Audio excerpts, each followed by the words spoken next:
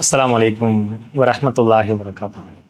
இன்று நாம் அறிந்து கொள்கிற மிக முக்கியமான ஒரு செய்தி, நபிகள் நாயகம் ஸல்லல்லாஹு அலைஹி வஸல்லம் அவருடைய காலத்தில் வாழ்ந்த ஏராளமான நபி தோழர்களுடைய வரலாற்றுடைய செய்திகளை ஒவ்வொன்றாக நாம் அறிந்து வருகிறோம். அந்த வரிசையிலே நபிகள் நாயகம் ஸல்லல்லாஹு அலைஹி வஸல்லம் அவருடைய காலத்தில் வாழ்ந்த மிக முக்கிய நபி தோழர்களில் ஒருவரான குபைப் ரலியல்லாஹு அன்ஹு அவருடைய வரலாற்றை நாம் அறிந்து கொள்ள இருக்கிறோம். இந்த நபித்தோழர் அல்லாஹுடைய தூதர் ஸல்லல்லாஹு அலைஹி வஸல்லமுடைய காலத்தில் வாழ்ந்திருக்கிறாங்க. அவர்கள் அல்லாஹுடைய பாதையிலே தன்னை அர்ப்பணிக்க வேண்டும் என்பதிலே மிகப்பெரிய ஆசையும் அவாவும் கொண்டவர்களாக இருந்திருக்கிறார்கள்.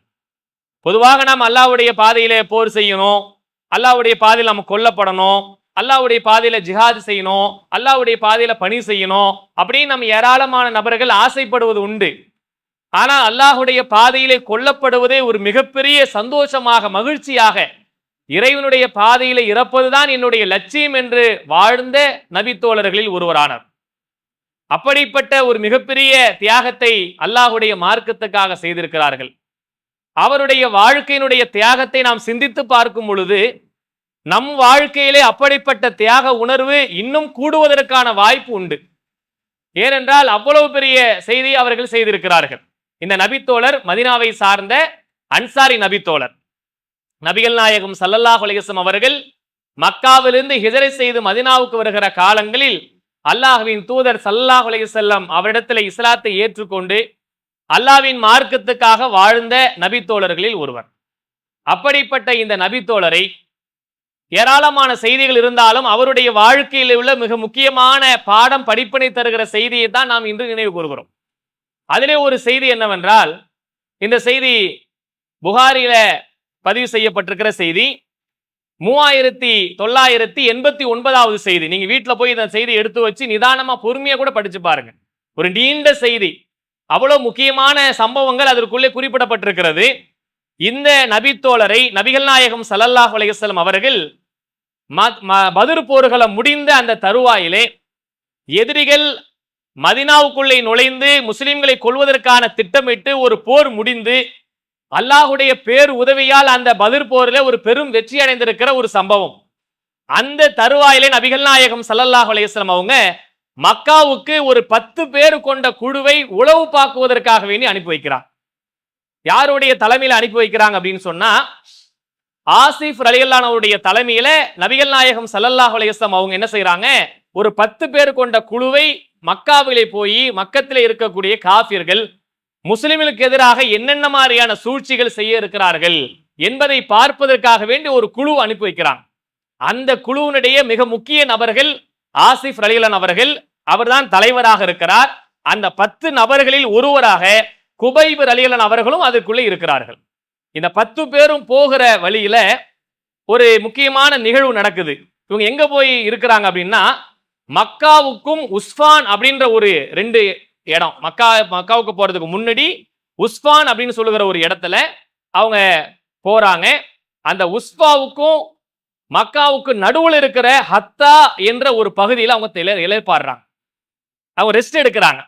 அந்த இடத்துல ரெஸ்ட் எடுத்திருக்கிற நேரத்துல இவங்க மக்காவை நோக்கி வந்திருக்கிறாங்க அப்படின்ற ஒரு செய்தி யாருக்கு தெரிஞ்சிருதுன்னா, ஹுதைல் அப்படின்ற சொல்லக்கூடிய ஒரு குலத்தாருக்கு தெரிய வந்துருது. பக்கத்துல அந்த ஹத்தா என்ற பகுதிக்கு பக்கத்துல கூட ஹுதைல் என்ற குலத்தாருக்கு செய்தி தெரிய வந்துருது.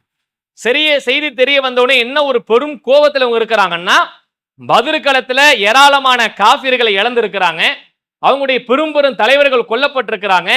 இந்த நேரத்துல மதீனாவிலிருந்து ஒரு கூட்டம் நம்மளை உளவு பார்க்க வராங்க அப்படின்ற செய்தி தெரிஞ்ச உடனே கடும் கோபத்தோடு இவர்களை எதிர்கொள்வதற்காக வேண்டி 100 பேர் கொண்ட கூட்டத்தோடு அம்புகளோட தயாராகி வந்துட்டாங்க.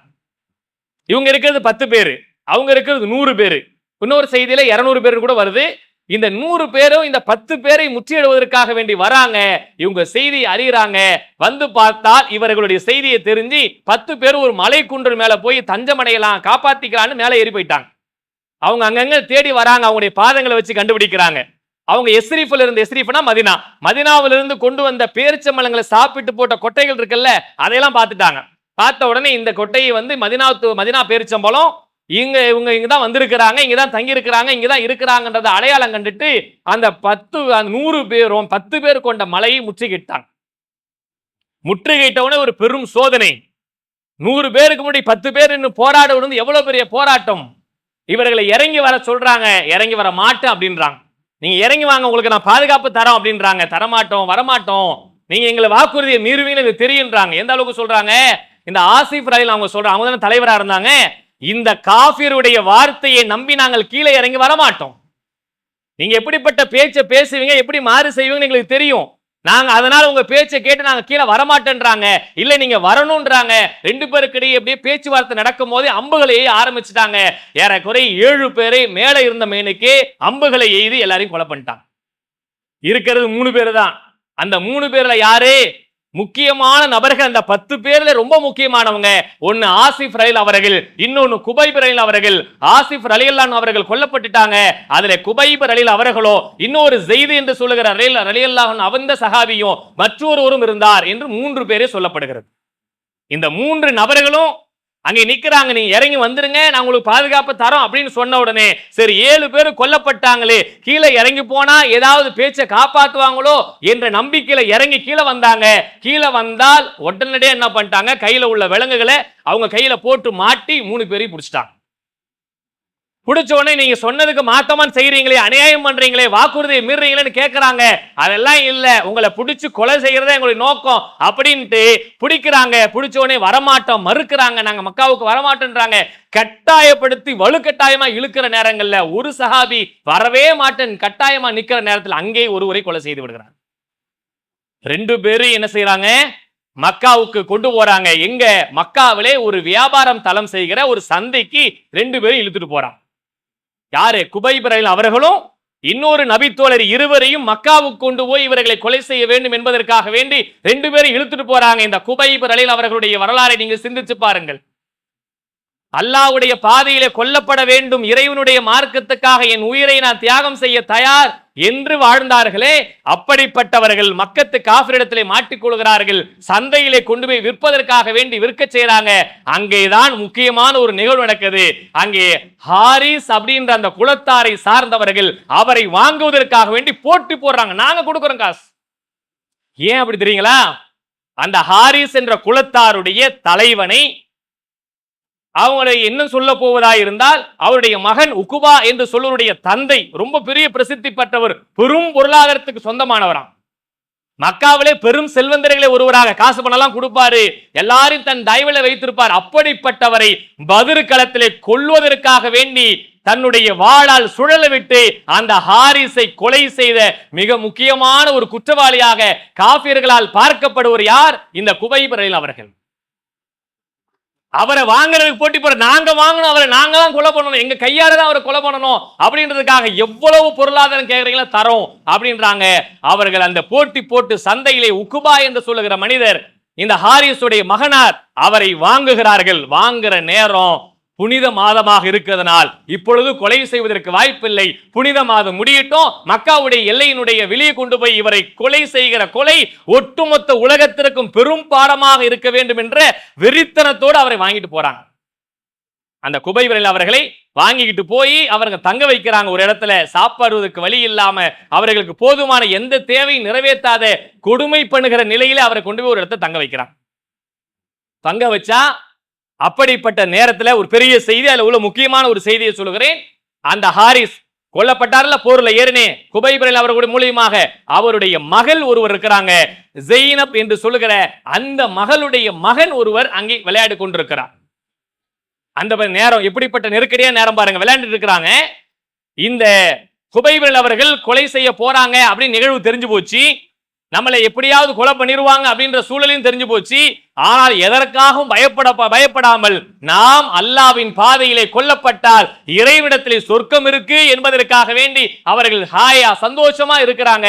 அப்படிப்பட்ட நேரத்துல கொலை செய்வதற்கு அந்த புனித மாதம் முடிஞ்சு போச்சு, சில நாட்கள் இருக்குது. அப்படிப்பட்ட நேரத்துல அவங்க கேட்கிற கோரிக்கையை பாருங்கள். அல்லாஹ்வின் தூதர் ஸல்லல்லாஹு அலைஹி வஸல்லம் அவர்கள் சொன்னார்கள், மறைவான முடிகளை சுத்தம் செய்ய சொன்னார்கள். நான் இன்னும் சில மணி நேரங்களில், சில நாட்களில் நான் கொல்லப்பட போகிறேன், என்னுடைய முடிகளை சுத்தம் செய்வதற்காக வேண்டி ஒரு சவரக்கத்தியை கொடுங்க. யார்கிட்ட கேட்கிறாங்க? அந்த ஹாரிஸுடைய மகளிடத்துல கேட்கிறாங்க. அவங்க அந்த கத்தியை கொடுக்கறாங்க. அப்படிப்பட்ட நேரத்திலே அந்த ஜைனபுடைய மகன் விளையாடி கொண்டிருந்தவர்கள் குபைப் அவர்களுடைய மடியில போய் உட்கார்ந்துட்டார். எவ்வளவு ஒரு நெருக்கடி பாருங்க. ஒரு பக்கம் கத்தி, இன்னொருவன் கத்தியை கொடுத்தவனுடைய மகன் மடியில உட்கார்ந்து இருக்காங்க. பெரிய பதட்டமான நிலை இருக்கிறது. ஆகா, இவரை நம்ம கொலை செய்யலான்னு கொண்டு வந்து கட்டி போட்டிருந்தா இவர் நம்ம பிள்ளையை கொலை பண்ணிடுவாரோ அப்படின்ற ஒரு பதட்டத்துல அந்த ஜைனப் என்று சொல்லுகிற அந்த பெண்மணி பார்க்கறாங்க. அவர்கள் அவங்க முகத்தை பார்த்து கேட்கறாங்க, என்னம்மா உன் மகனை நான் கொலை பண்ணிடுவேன் நீ நினைக்கிறியா? உன் மகனை நான் கொலை பண்ணிடுவேன் நீ பயப்படுறியா? அல்லாஹ் மீது ஆணையிட்டு சொல்லுகிறேன், அப்படிப்பட்ட செயலை நான் செய்யவே மாட்டேன். அந்த செயலை எனக்கு செய்வதற்காக நபிகள் நாயகம் ஸல்லல்லாஹு அலைஹி வஸல்லம் கற்றுத்தரவில்லை. அப்படிப்பட்ட காரியத்தை நான் செய்யவே மாட்டேன் என்று சொல்லி அவங்களுடைய முகத்தை பார்த்தவனே எங்கேயும் புள்ள உயிர் போயிடுமோ என்று பயப்படுகிற ஒரு நிலை ஏற்படுகிறது. அதை பார்த்துவிட்டு பிற்காலத்திலே அந்த ஜைனப் என்ற பெண்மணி சொல்கிறார்கள், நாங்கள் ஏராளமான அடிமைகளை கொண்டு வந்து கட்டி போட்டிருக்கிறோம், ஏராளமான அடிமைகளுக்கு நாங்கள் கொடுமை செய்திருக்கிறோம். ஆனால் இப்படிப்பட்ட ஒரு அடிமையை, குபைபை போன்ற ஒரு மனிதரை நான் பார்த்ததே கிடையாது. என் உயிர் போக போதுன்றதுக்காகவே இந்த புள்ள உயிரை வச்சு என் உயிரை காப்பாத்திக்கலாம் நினைப்பியா? அப்படின்னு ஆசைப்படுறேன்னு நினைச்சுக்கிட்டியா? அப்படிலாம் எதுவும் செய்ய மாட்டேன், பயப்படாதமா அப்படின்றாங்க. என் உள்ளம் அப்பொழுதுதான் சாந்தி அடைந்தது. யாருக்குமே பயமா இருக்க வாய்ப்பு இருக்கா இல்லையா? ஆனா அவங்க எதுவுமே செய்யல. அப்படி சொல்லிட்டு அதோட கடந்துடுறாங்க. அதுக்கு பிறகு அவங்க பிள்ளை ஓடி வந்து அவங்கள்ட்ட ஒப்படைச்சிடுறாங்க. அவங்க செய்ய வேண்டிய வேலையை செஞ்சிடறாங்க. பிறகு அவரை கொலை செய்வதற்காக வேண்டி மக்கத்து காபிர்கள் அவரை கொண்டு வந்து ஒரு பொது இடத்திலே, ஒரு கழுமரம் என்று சொல்லுவோமே அப்படிப்பட்ட ஒரு மரத்திலே ஏற்றி அவர்களை உட்கார வைத்திருக்கிறார்கள். அப்படிப்பட்ட நேரத்தில் அவர்கள் கேட்கிற செய்தி என்ன தெரியுங்களா? நான் கொல்லப்பட போகிறேன், இந்த நேரத்திலே எனக்கு 2 ரக்காய் தொழுவதற்கான நேரத்தை நீங்கள் தாருங்கள். அல்லாஹு அக்பர்! எப்படிப்பட்ட நேரம்! கொலை செய்ய போறாங்க, காபிர்கள் அவங்களை கொலை செய்ய போறாங்க. அப்படிப்பட்ட நேரத்தில் நம்முடைய சிந்தனை எப்படி இருக்கும்? ஆஹா, என் உயிர் போதே, என் மனைவி நிலைமை என்னையோ, என் புள்ள நிலைமை என்னையோ, சொத்து பத்து என்னவோ, நான் ஏதோ கற்பனை காணனை உலகத்துல எப்படியெல்லாம் வாழ நினைச்சேனே என்றுதான ஒரு மனுஷன் சிறையில் இருக்கும் பொழுது, இறுக்கடியான நேரத்தில் இருக்கும் போது, கஷ்டமான சூழ்நிலை இருக்கும் போது, நோய் நொடியில படுத்திருக்கும் போது, மரண தருவாயில் இருக்கும் பொழுது நமக்கு எதையோ இந்த உலகத்தை நினைத்து நம்ம கவலைப்படுவோமே. ஆனால் நபிகள் நாயகம் ஸல்லல்லாஹு அலைஹி வஸல்லம் காலத்தில் வாழ்ந்த நபித்தோருடைய உள்ளங்களில் கடைசி ஆசையாக அவர்கள் கேட்ட வார்த்தை என்ன? எனக்கு 2 ரக்காயத்து தொழுவதற்கு நீங்கள் அவகாசம் தாருங்கள். அவர்கள் போய் 2 ரக்காயத்தை தொழுது விட்டு வந்து ஒரு செய்தியை சொல்லுகிறார்கள். வேகமா போறாங்க, 2 ரக்காயத்தை தொழுகிறாங்க. தொழுது விட்டு வந்து சொன்னார்கள், மக்களே, நான் தொழுகை ஏன் விரைவாக, இதுவரைக்கும் என் வாழ்நாள் இப்படி நான் விரைவா தொழுதில்லை. ஏன் அப்படி நான் விரைவா தொழுதேன் என்றால், மரணத்துக்கு பயந்து கொண்டு தொழுகையிலே படுத்திருக்கிறார் நீங்கள் நினைத்து விடக் கூடாது.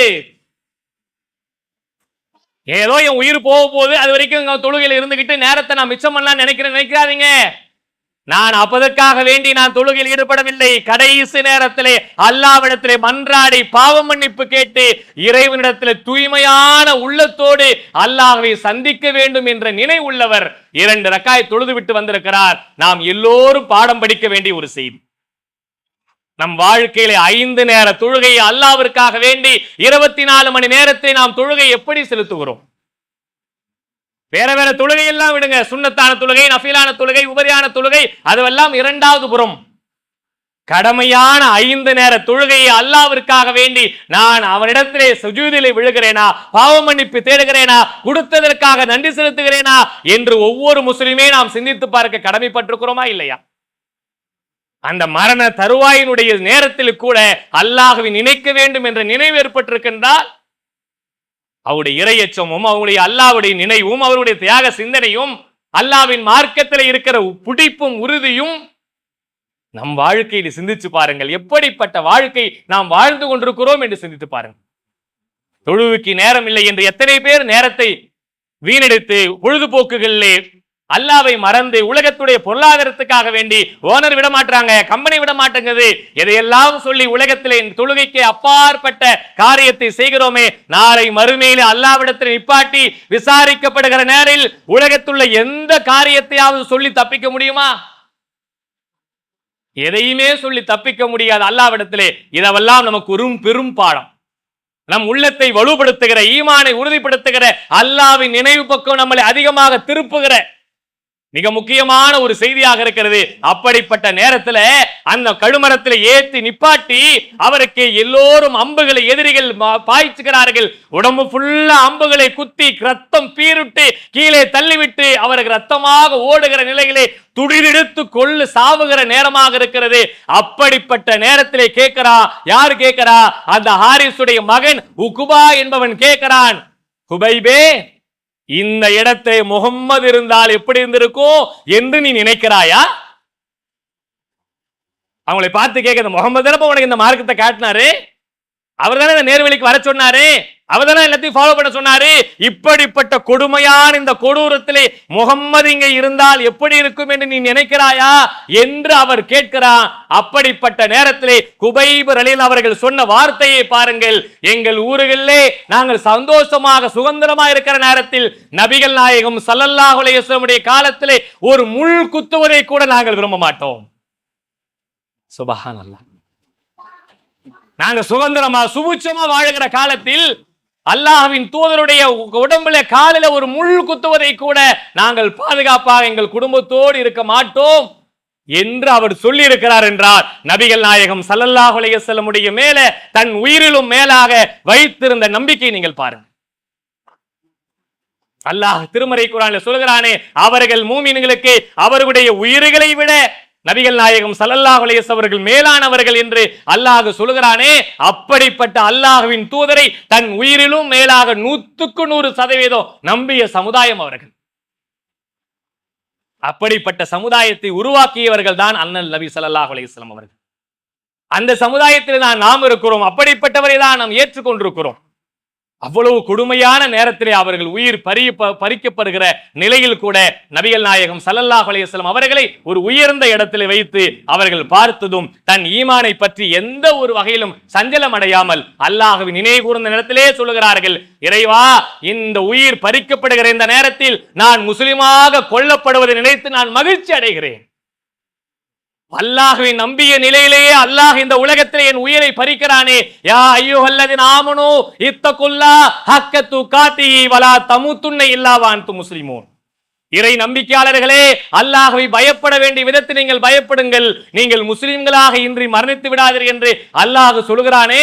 அப்படிப்பட்ட நிலையிலே அவர்கள் சொன்னார்கள், என் உயிர் அல்லாஹ்வின் பாதையிலே கொல்லப்படுகிற முஸ்லிமாக நான் மரணிப்பதை நினைத்து நான் மகிழ்ச்சி அடைகிறேன், சந்தோஷப்படுறேன் அல்லாஹ்வுடைய பாதையில என்று சொல்லிவிட்டு அடுத்தது சொல்கிறார்கள், கவி பாடுகிறார்கள். எப்படிப்பட்ட கவி தெரியுமா? இறைவா, இங்கே நின்றிருக்கிற எல்லோரையும் நீ கணக்கெடுத்துக்கொள், ஒவ்வொருவரையும் தனித்தனியாக நீ கருவறுப்பாயாக. அல்லாஹ் எல்லா அல்லாஹ்விடத்தில் துஆ செய்றாங்க, இறைவா, இப்படிப்பட்ட அநியாயமான முறையில் என்னை கொலை செய்கிறார்களே, இந்த பாவியுடைய கூட்டத்தை உன்னிடத்தில் ஒப்பாடுகிறேன், எல்லாரும் நீ கணக்கெடுத்துக்க அல்லாஹ், ஒவ்வொருவரையும் தனித்தனியாக நீ கருவர் அல்லாஹ். இப்படிப்பட்ட நிலையிலே அவர்கள் நின்றிருந்தால் வேதனையினுடைய வெளிப்பாடு, இறை நிராகரிப்பாளர்கள் செய்யல கொடுமையினுடைய வெளிப்பாடு. அவர்கள் அல்லாஹ்விடத்தில் கையேந்தினார், இறைவா, நீ கணக்கெடுத்துக்கொள், எல்லோரையும் தனித்தனியாக நீ பார்த்து. அந்த நிலையில இந்த துஆவை சொல்லிவிட்டு அவர் மரணிக்கிறார். வரலாற்றில் சொல்லப்படுகிறது, இதற்கு பின்புதான் கொலை செய்யப்படுகிற நேரங்களில் அல்லாஹ்வின் நினைவு கூறி தொழுகிற அந்த முன்மாதிரியை இவர்தான் உலகத்திற்கு கற்றுக் கொடுத்தார். இப்படிப்பட்ட நிலையில காபிர்கள் கொலை செய்கிற நிலை உண்டாக்கினார். அல்லாஹ்வை நினைவு கூறி தொழுகிற ஒரு முன்மாதிரியை இந்த நபித்தோழர் குபைப் ரலியல்லாஹு அவர்கள் தான் காட்டி தந்தார்கள் என்று வரலாற்றில் சொல்லப்படுகிறது. என்று சொன்னால் இந்த கூட்டத்தில் நின்ற மிக முக்கியமான ஒரு நபித்தோழர் ஸைத் பின் ஆமீர் ரலியல்லாஹு அவர்கள் இந்த கூட்டத்தில் நின்ற மிக முக்கியமான ஒரு நபித்தோழர். எத்தனையோ மக்கள் அங்கே நின்றிருந்தார்கள். அப்படிப்பட்டவருடைய மக்களிலே ஒரு மனுஷனுடைய உள்ளத்திலே அல்லாஹ் மிகப்பெரிய தாக்கத்தை ஏற்படுத்துகிறார். எப்படிப்பட்ட தாக்கம்? அவர் அதை பார்த்து, இப்படிப்பட்ட கொடுமையான கொலையை பார்த்து அல்லாஹ்விடத்தில் கையேந்தி இறைவனிடத்தில் துஆ செய்து எல்லாரையும் நீ பார்த்து அழித்து விடல்லா என்று கேட்டாரே. அப்படிப்பட்ட ஒரு துஆ பிற்காலத்திலே ஹிஜ்ரி 7 இந்த ஸைத் பின் ஆமீர் ரலியல்லாஹு அவர்கள் இஸ்லாத்தை ஏற்றுக்கொள்கிறார்கள். நபிகள் நாயகம் ஸல்லல்லாஹு அலைஹி வஸல்லம் அவர்களை கலிமா சொல்கிறார்கள். அப்பொழுது சொன்னார்கள், நான் குபைப் கொல்லப்படுகிற அந்த சபையில் நின்று கொண்டிருந்தேன். அல்லாஹ் ரப்புல் ஆலமீன் இடத்திலே அவர் துஆ செய்தாரே, அந்த துஆ என் உள்ளத்திலே உறுத்தலை ஏற்படுத்திக் கொண்டே இருந்தது. மிகப்பெரிய ஒரு பயம் என் உள்ளத்தில் உண்டாய் கொண்டே இருந்தது. அல்லாஹ் ரப்புல் ஆலமீன் என் பாவத்தை மன்னிப்பானா மன்னிக்க மாட்டானா என்று தெரியவில்லை. ஏனென்றால் அவருக்கு ஏற்படுத்திய கொடூரம், அவருக்கு ஏற்படுத்திய மிகப்பெரிய கொடுமை நான் பார்த்து கொண்டேனே இருந்தேனே தவிர அந்த தீமையை தடுக்காமல் போய்விட்டேனே. உள்ளத்துல பெரிய ஒரு அப்படி உளைச்சலை ஏற்படுத்துது, பெரிய அறுக்குது உள்ளம். அல்லாஹ்வின் தூதரிடத்திலே கலிமா சொல்லிவிட்டு சொன்னார்கள், அப்படிப்பட்ட பாவம் கொடுமை நடக்கிற நேரத்திலே நான் அதை தடுக்காமல் போய்விட்டேன் அல்லாஹ்வின் தூதரே, அல்லாஹ் என்னுடைய பாவத்தை மன்னிப்பானா என்று தெரியவில்லை என்ற அளவுக்கு அவர்கள் சிந்தித்து பிற்காலத்தில் இஸ்லாத்தை ஏற்றுக்கொண்டிருக்கிறார்கள் என்ற செய்தியை பார்க்கிறோம். நம் வாழ்க்கையிலே அல்லாஹ் ரப்புல் ஆலமீன் எத்தனையோ கால அவகாசங்களை உண்டாக்குகிறான், எத்தனையோ சூழ்நிலைகளை அல்லாஹ் தருகிறான். பாவத்திலிருந்து விடுபடுவதற்கு, நல்ல காரியங்களை செய்வதற்கு, அல்லாஹ்வை நினைவு கூறுவதற்கு, இறைவன் பக்கம் திரும்புவதற்கு அனைத்தையும் தருகிறான். ஆனால் நம் வாழ்க்கையை நாம் செய்த பாவத்தை விட்டு விடுபட்டிருக்கிறோமா என்று நாம் சிந்தித்து பார்க்க வேண்டும். நாம் செய்த குற்றங்களுக்காக, குறைகளுக்காக, பாவத்திற்காக அல்லாஹ்விடத்திலே மன்றாடி இருக்கிறோமா, சம்பந்தப்பட்ட மனிதனிடத்திலே தவறு மன்னிப்பு கேட்டிருக்கிறோமா என்பதையெல்லாம் நாம் சிந்தித்து நம்மை சீர்தூக்கி திருத்தி நன்மக்களாக வாழுகிற ஒரு மிகப்பெரிய பாடத்தை அல்லாஹ் ரப்புல் ஆலமீன் இவருடைய வாழ்க்கையில் ஏற்படுத்துகிறான். பிற்காலத்திலே இந்த ஆசிப் அவர்கள் ஸைத் பின் ஆமீர் என்று சொல்லுகிற இந்த மனிதர் குபைப் அவர்களை எப்பொழுதெல்லாம் நினைக்கிறார்களோ அப்பொழுதெல்லாம் மயக்கமுற்று மூர்ச்சியாகி விடுவார்கள். உமர் ரலியல்லாஹு காலத்திலே அவருக்கு ஒரு பகுதியிலே ஆளுநராக நியமிக்கப்படுகிறார். அந்த பகுதியிலே அவருக்கு மேல குற்றச்சாட்டு, 4 குற்றச்சாட்டை வைக்கிறாங்க. அதிலே ஒரு குற்றச்சாட்டு என்ன, இவர் எப்பொழுதெல்லாம் மயக்கடிச்சு விழுந்துடுறாரு, ஒரு ஆளுநரா இருக்காருன்னு கேட்கிற நேரத்துல அவர்கள் உமர் இடத்துல சொன்ன வார்த்தை தெரியுங்களா, உமர் அவர்களே, நான் குபைபுடைய கூட்டத்தில் நின்றிருந்தேனே, அவரை கொலை செய்கிற காட்சியை நான் பார்த்தேனே, அது நினைவுக்கு வரும் பொழுதெல்லாம் என்னுடைய நினைவு தப்பி நான் மயக்கமுற்று மூர்ச்சியாகி கீழே விழுந்து விடுகிறேன், என்னால் அதை தாங்கிக் கொள்ளவே முடியவில்லை என்று சொல்லுகிற அளவுக்கு வரலாற்றை உள்ளத்தை மாற்றிய மிகப்பெரிய மாற்றத்தை ஏற்படுத்தி இருக்கிற ஒரு செய்தி என்பதை புரிந்து நம் வாழ்க்கையிலும் அல்லாஹ்வுடைய மார்க்கத்துக்காக உறுதியோடு செயல்பட்டால் இறைவனுடைய உதவி இந்த உலகத்திலும் கிடைக்கும், நாளை மறுமையிலும் கிடைக்கும் என்பதை புரிந்து வாழுகிற இறை நம்பிக்கையுள்ள நமக்களாக அல்லாஹ் ரப்புல் ஆலமீன் நம் அனைவரையும் ஆக்கி அருள் புரிவானாக. வாஹிர் தாவனா அல்ஹம்துலில்லாஹி ரப்பில் ஆலமீன்.